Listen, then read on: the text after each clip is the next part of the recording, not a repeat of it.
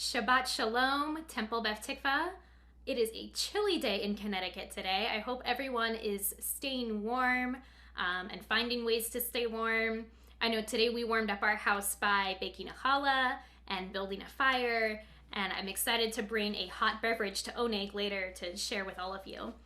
And this Shabbat is a special Shabbat, Shabbat Shirah. Shabbat Shirah is called the Shabbat of Song because we read Parsha B'Shalach, in which we sing the Song of the Sea. We chant the Song of the Sea, the song that the Israelites sang when they crossed the Red Sea. And we sing a portion of it every week in our Friday night service. So tonight you might hear some new melodies and some new songs in honor of that. So let's begin. We are going to begin with Hine Ma Tov. Hine Ma Tov u'manayim, shevet achim gam yachad. Hine Ma Tov u'manayim, shevet achim gam yachad. Hine Ma Tov, shevet achim gam yachad. Hine Ma Tov, shevet achim gam yachad. Hine Ma Tov u'manayim, shevet achim gam yachad. Hine Ma Tov u'manayim, shevet achim gam yachad. As we bring in the light of Shabbat and the warmth of Shabbat together, we gather our candles and we turn to our candle blessings. So I invite you, if you have Shabbat candles, we are first going to sing Light These Lights while you light your candles, and then we will chant the blessing together.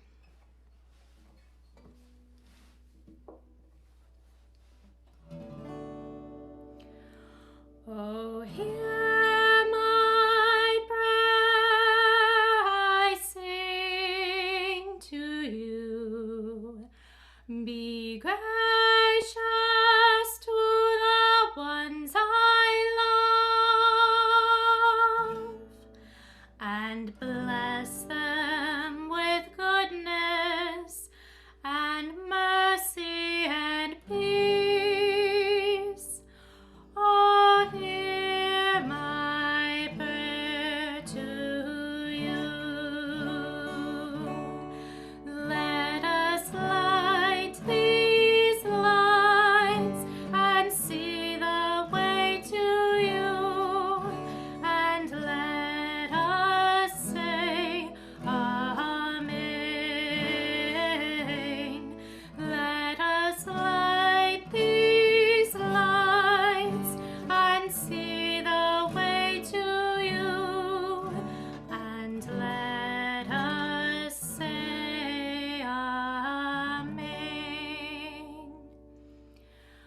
Baruch atah Adonai, Eloheinu melech haolam, asher kitshanu b'mitzvotav, v'tzivanu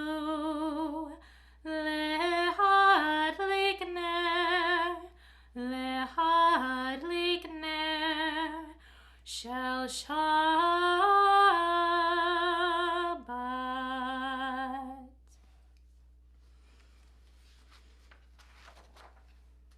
We continue in our Shabbat service with Yadid Nefesh.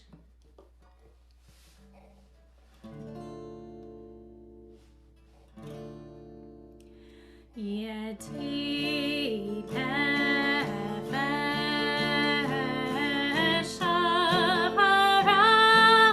Harachaman, Mishor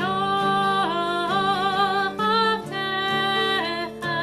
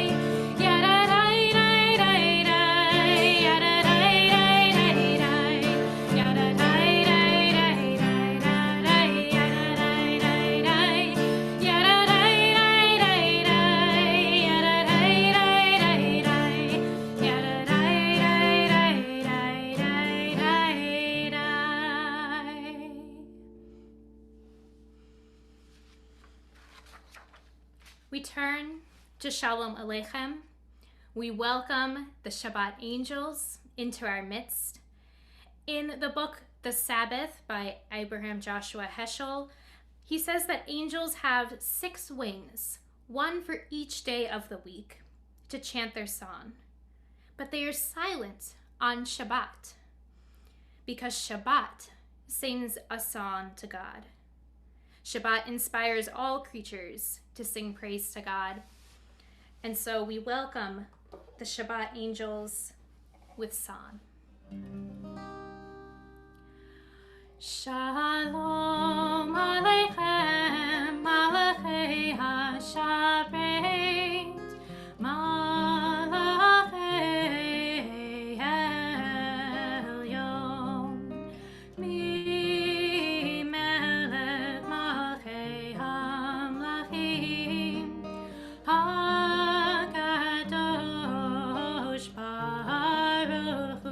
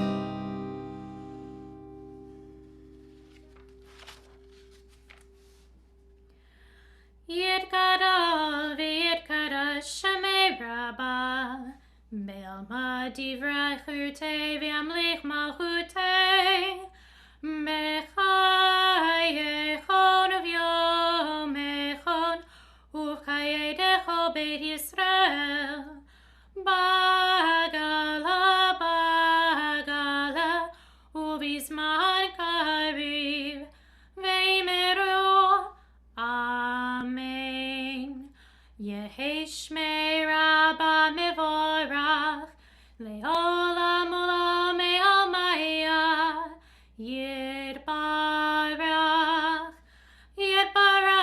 v'yishtabach v'yitpa'ar v'yitromam v'yitnaseh v'yithadar v'yitalev v'yithalol shemei dekudsha b'richu le'ela min kol bechata v'shirata tush bechata v'nechemata damiran be'alma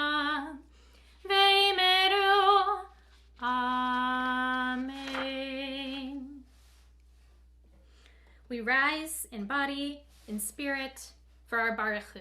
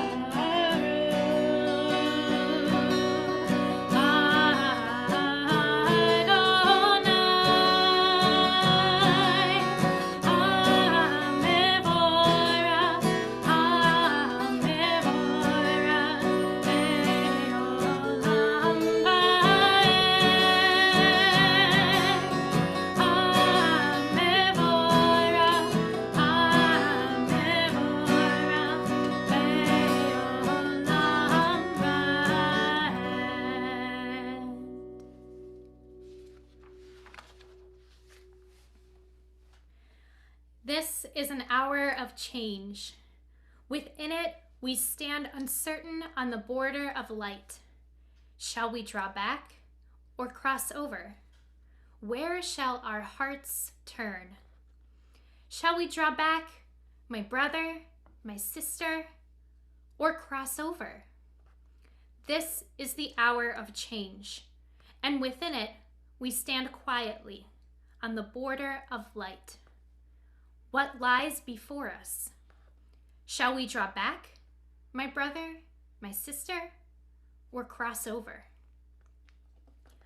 Umavir yom umevi laila, umavdil ben yom uvein laila, Adonai tzivot shemo, El chai v'kayam, tamidim lechalenu leolam vahed, Baruch atah Adonai, Amari Varavim. Everlasting love, you offered your people Israel by teaching us Torah and mitzvot, laws and precepts. Therefore, Adonai our God, when we lie down and when we rise up, we will meditate on your laws and your commandments. Ki hem chayenu ve'orech yameinu, Uvahem nege yomam v'layla, ve'ahavatcha el tasir mimenu leolamim. Baruch atah Adonai, ohev amo Yisrael. Shema Yisrael, Adonai Eloheinu, Adonai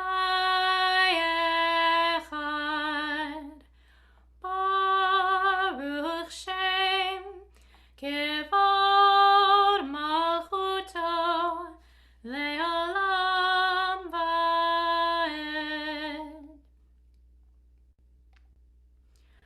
Ve'ahavta et Adonai Elohecha bechol levavcha uvechol nafshecha uvechol meodecha ve'hayu Harvarim ha'eidem, asher anochi mitzavecha, hayom alevavecha, veshinantam levadnecha, v'dibartam bam, beshivtecha beveitecha, uvleftecha vaderech, Ushokbecha uvkumecha, ukshartam leot al yadecha, vehayu letotefot beineinecha, uchtavtam al mezuzot beitacha,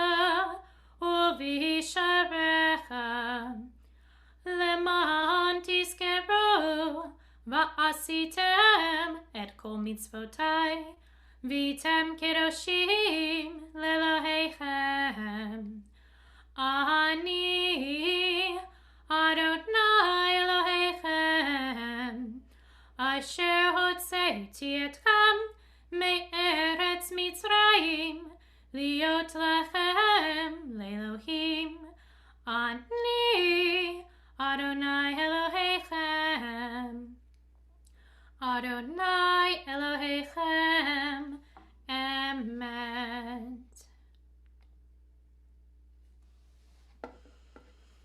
Before we turn to our Micha Mocha, I want to acknowledge the importance of this particular prayer and this moment in our service this week, the Shabbat Shirah, where the Israelites crossed the Red Sea. And I wanted to chant for you 2 verses from the Song of the Sea. There's a special melody, a special trope that we use when we chant the Song of the Sea. So first we will chant or listen to the chant of the Song of the Sea, and then we're going to sing a version of what maybe it sounded like when they crossed that sea, that Micha Mocha that they sang, and we will sing together. Ashir el Adonai, ki gaoga, sus verochevo rama vayam, ozi vezimratia, vayehi li lishua, Ze li ve'an ve'hu Elohei avi va'avram emenhu. And the Israelites crossed that sea, and they lifted their voices in song, and they sang together, and maybe it sounded something a little bit like this.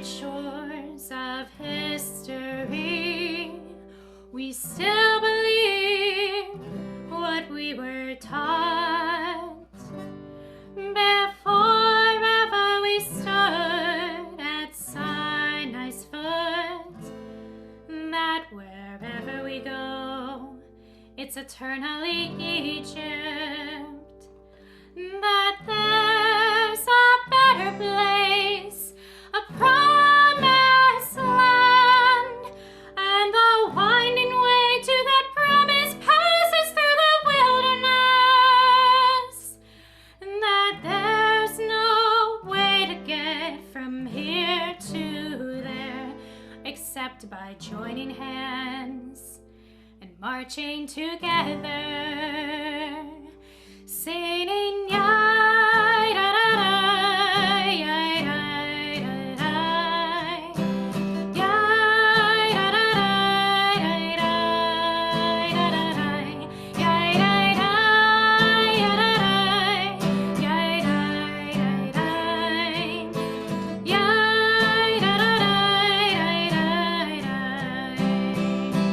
Moshe u'Miriam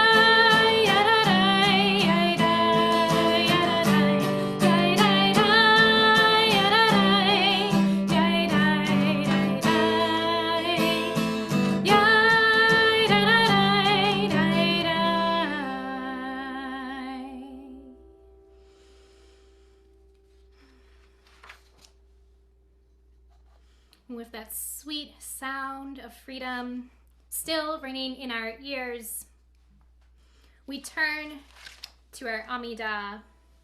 We rise together.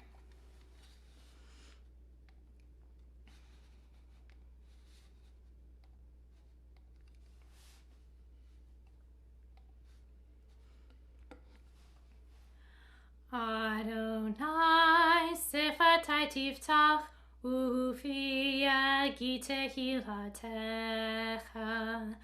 Adonai, open up my lips, that my mouth may declare your praise.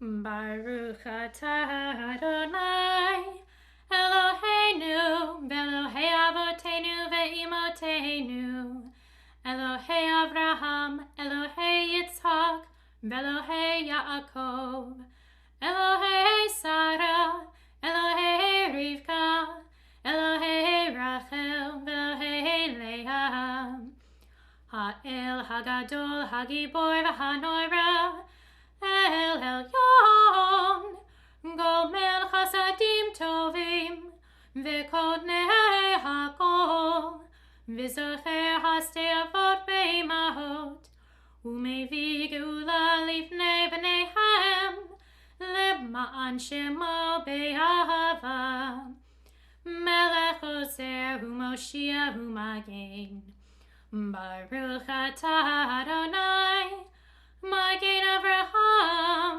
Ve'ezrat Sarah, Atah Gibor Le'olam Adonai, Mechaye HaKol, Atah Rav Lehoshia, Mashiv HaRuach, U'Marid HaGashem, Mechalkel Chaim Bechesed, Mechaye HaKol Berachamim Rabim, Somech Noflim Verofei Cholim, U'Matir Asurim, U'Mekayem Emunato, Lishanei Afar, Michamocha Bal Givurot, U'Midom Elach, Melech Memit U'Mechayeh, U'Matzmiach Yeshua,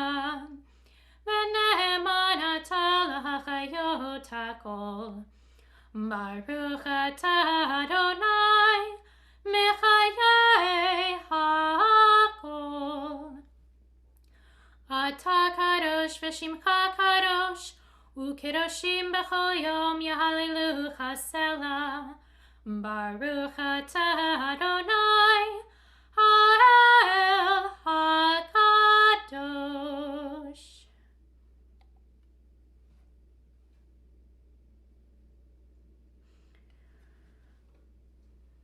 Grant us peace, your most precious gift, O eternal source of peace, and give us the will to proclaim its message to all the peoples of the earth.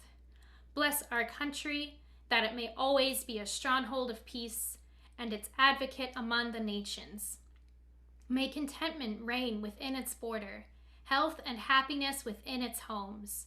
Strengthen the bonds of friendship among the inhabitants of all lands, and may the love of your name hallow every home and every heart.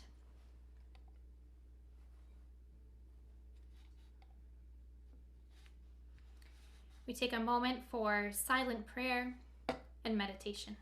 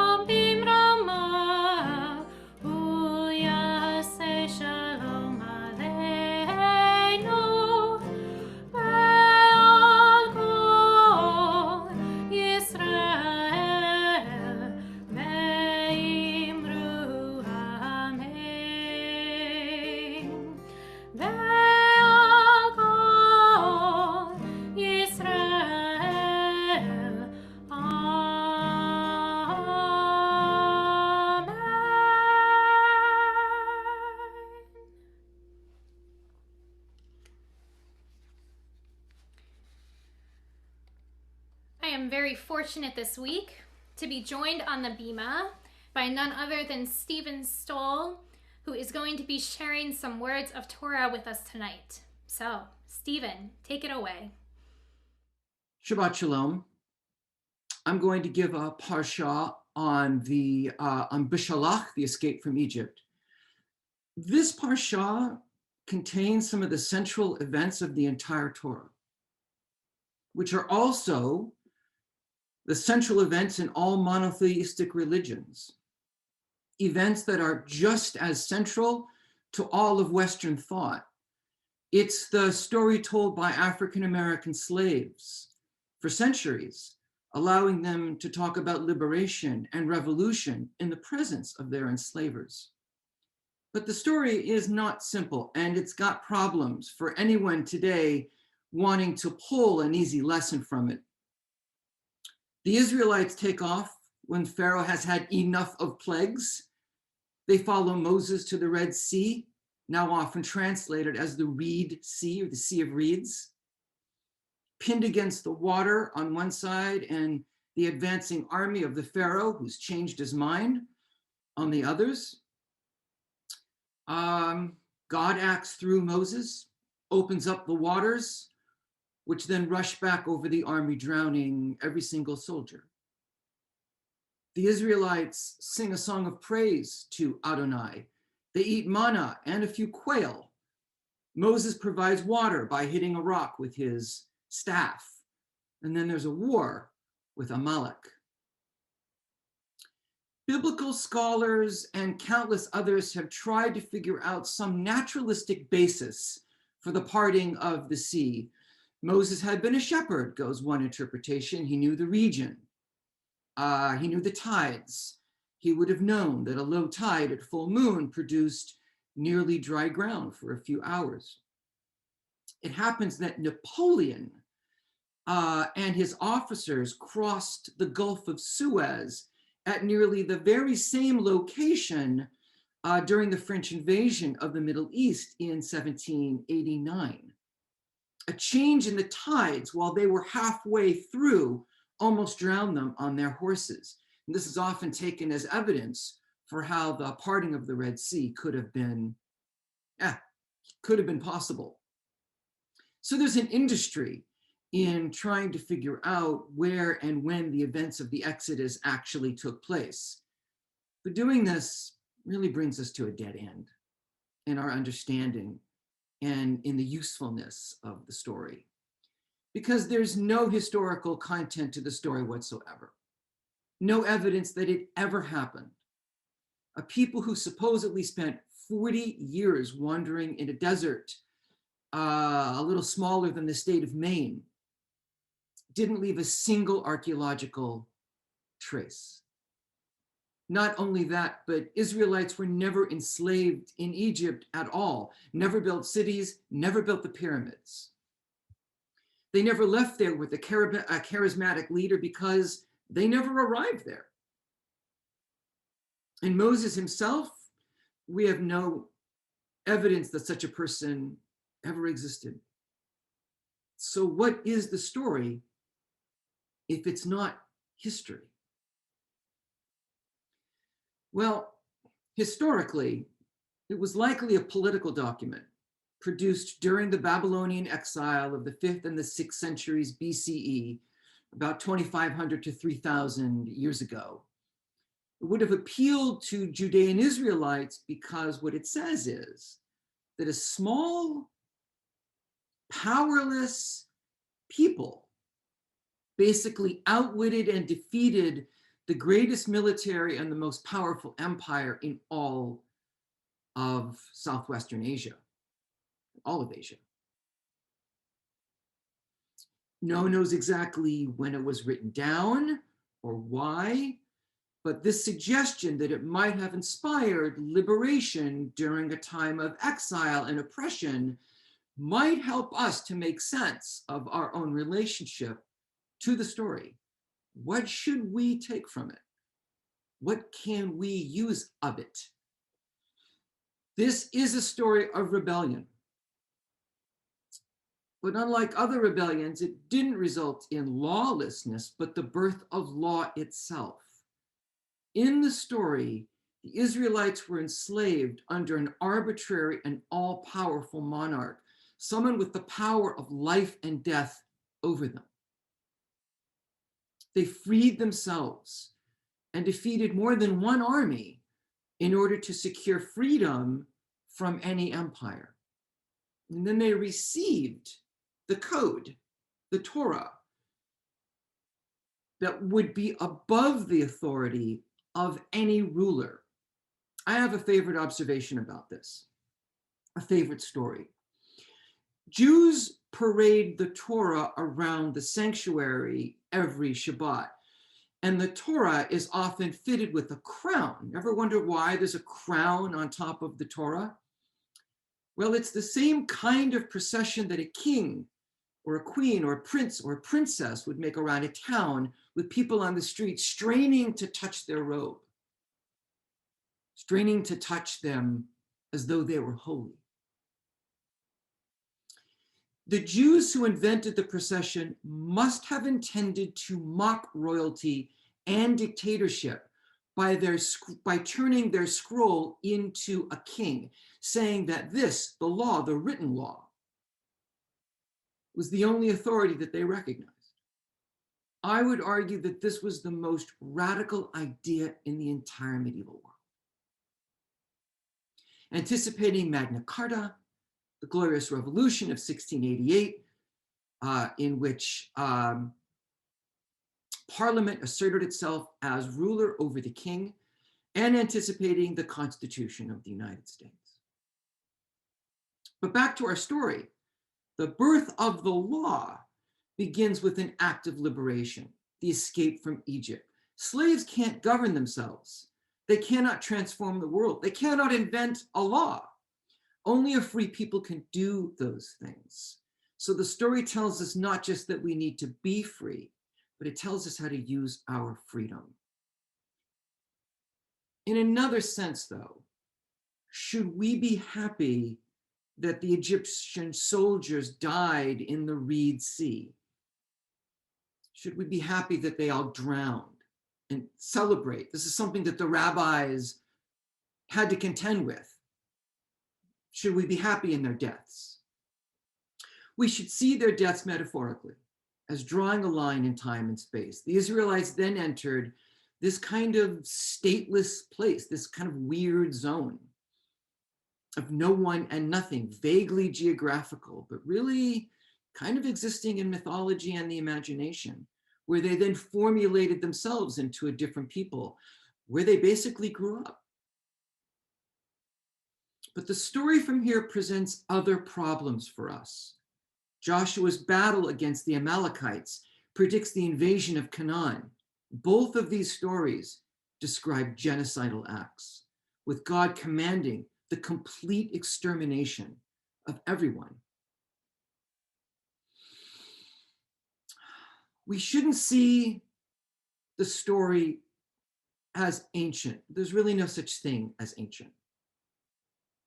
It's fully contemporary in its implications, involving people who were just like us. The escape from Egypt is central and foundational because it proposes the liberation of a revolutionary people in order that another kind of society could be born. It says that slaves can defeat empires. They can think beyond brittle tradition. They can reinvent the world. But it also contains a disturbing warning that establishing this law might require violence. Maybe we should see that as metaphorical too, that establishing justice is in fact a constant struggle against the enemies or the opponents of justice, rather than as a literal story. Shabbat shalom. Thank you. Thank you, Stephen, for those words of Torah and for that wisdom, and may we all take them to heart.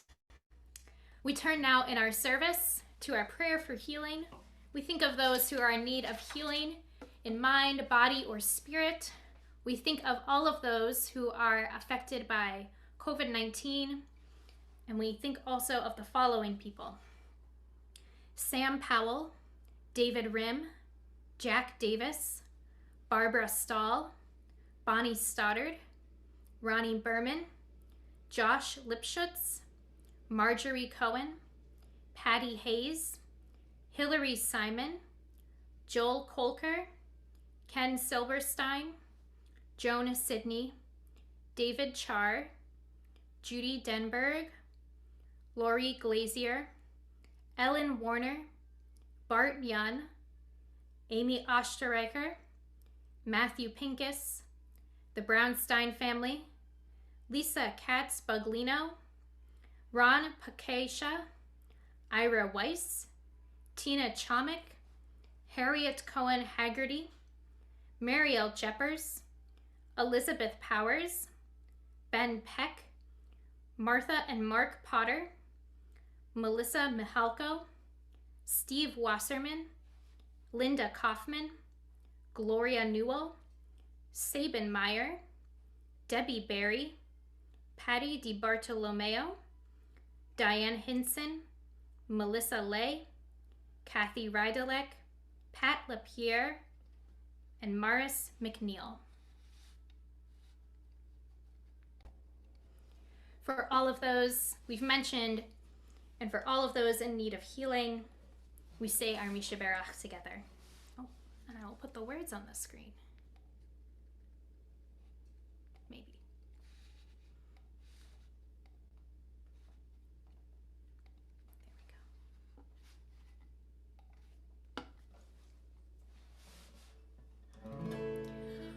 There we go. Misha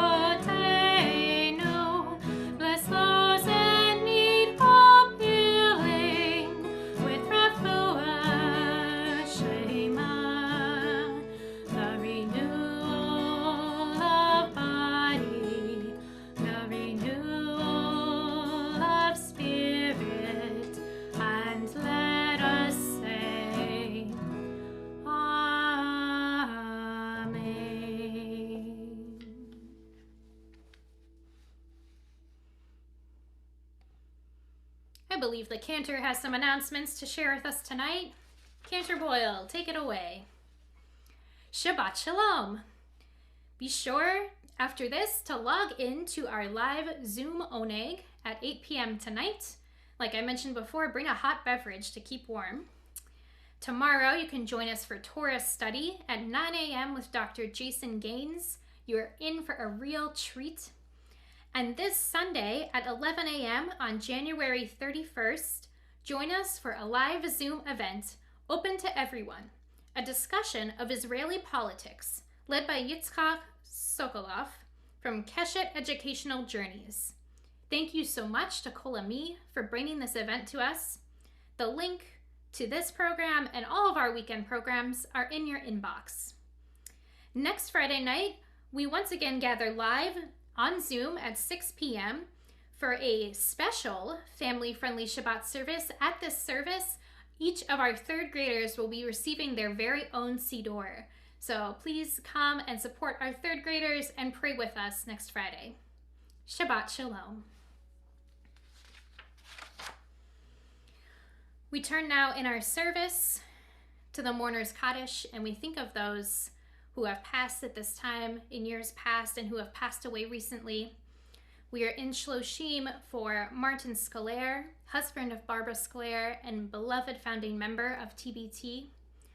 And we think also of Florence Frisman, grandmother of Erica Lou, and Marshall Elovich, father of Deborah and David Elovich. We think also, I would like to add, of Debbie Friedman, whose yard site was just recently, and there was a beautiful concert last night in her memory. Her musical contributions to the Jewish world have inspired so many with her beautiful music, one that we just sang with our Misha Berach, so we think of her. And we think also of those who have a yard site this week: Dr. Charles Steinberg, Irving Diamond, Norman Itzkowitz, Ida Davis, Walter Dolgan, Irving Finns, Rebecca Tessler, Leonard Barr, Nathan Barron, Judy Markstein, Neil Siskind, Leonard Spear, Hyman Brawarski, Shirley Brand, Dick Grossman, Bill Calvert, Hertog Hess, and Hazel Ross Russell. For these and all those that we are thinking of, we recite Mourner's Kaddish together as one community.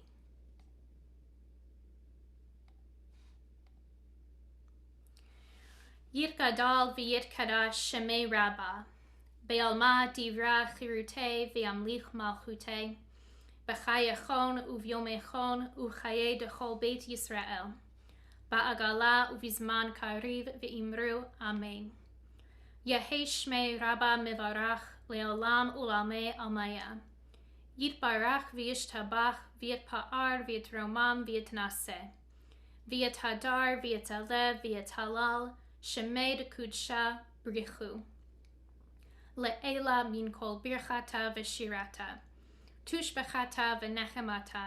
Da miran be'alma v'imru amen. Yehei shlama Rabbah min shemaya. V'chayim aleinu ve'al kol Yisrael ve'imru amen. Oseh shalom bimromav, hu ya'aseh shalom, aleinu ve'al kol Yisrael ve'imru amen. May the one who makes peace in high heavens make peace for us, for all Israel, and let us say, amen. Oseh shalom bimromav, hu ya'aseh shalom, aleinu ve'al kol Yisrael ve'imru amen.